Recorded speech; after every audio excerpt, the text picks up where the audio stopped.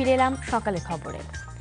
ব্রিটেনের ইস্ট লন্ডনের tower Hamlets এলাকায় জাতীয়তাবাদী সংগঠন ইংলিশ ডিফেন্স লীগের সাম্প্রতিক বর্ণবাদী হামলার প্রতিবাদে বিভিন্ন সংগঠন রোববার ইস্ট লন্ডনের স্টেপনি গ্রিন পার্ক থেকে আলতাফ পার্ক পর্যন্ত র্যালি ও জনসভা করেছে। এ নিয়ে লন্ডন থেকে নাজমুস সাদাত সোহাগের ক্যামেরায় হাসান হাফিজুর রহমানের রিপোর্ট।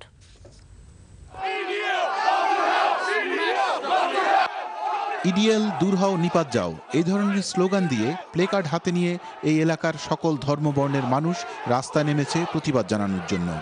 আধুনিক ব্রিটেন গঠনে সকল বর্ণের মানুষের অবদানকে ছোট করে ইংলিশ ডিফেন্স লীগ যেই সহিংস কার্যক্রম শুরু করেছে, এতে করে হতবাক হয়ে গেছে এলাকার মানুষ। পুলিশের ব্যাপক নিরাপত্তার মধ্য দিয়ে শান্তিপূর্ণভাবে র্যালি এবং জনসভা শেষ হয়।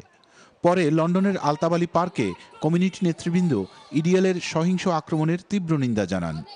আমার খেয়াল আছে যে আমরা ইন ফিউচার ইডিএল এলাকা ঢুকতে পারে না যেভাবে এইভাবে কাজ করার জরুরি। Extremist racist group that tries to breed hate. It's well documented.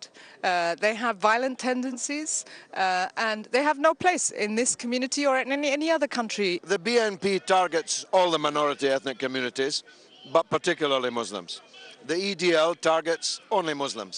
The real nature of our problems here, which are a lack of jobs, a lack of houses, a lack of public services, and it's not the immigrants to be blamed for this. It's the political and economic system that we have in this country. ব্রিটেনে জন্ম নেওয়া এবং বেড়ে ওঠা নতুন প্রজন্ম এ ধরনের বর্ণবাদী হামলাকে কোনোভাবেই গ্রহণ করতে পারছেন না। তারা বলছেন এটি তাদের দেশ, সুতরাং যে কোনো মূল্যে তারা তাদের অধিকার রক্ষা করবে। Because this is racism.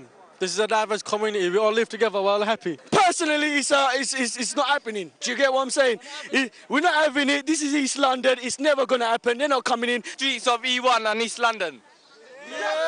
Yeah. সকালে র্যালি শুরুর আগে স্টেপনি গ্রিন পার্কে র্যালি করার উদ্দেশ্যে এলাকার মানুষ জড়ো হতে থাকে। সেখানেও সবাই একত্রে ইংলিশ ডিফেন্স লীগ এবং ব্রিটেনের বর্ণবাদী রাজনৈতিক দল ব্রিটিশ ন্যাশনাল পার্টি বিএনপিকে প্রতিহত করার ঘোষণা দেন। মত প্রকাশের স্বাধীনতার নামে অন্যের স্বাধীনতায় হস্তক্ষেপের যেই কার্যক্রম চালাচ্ছে ইডিএল, এতে করে এলাকায় শান্তি ভঙ্গের আশঙ্কা করছেন অনেকেই। তবে ভবিষ্যতে তাদের এই কার্যক্রম বড় ধরনের কোনো সহিংসতায় গড়ালে সেই দায় সরকার এড়াতে পারবে কিনা এ বিষয়ে প্রশ্ন দেখা দিয়েছে। Hasan Hafizur Rahman, NTV news, London.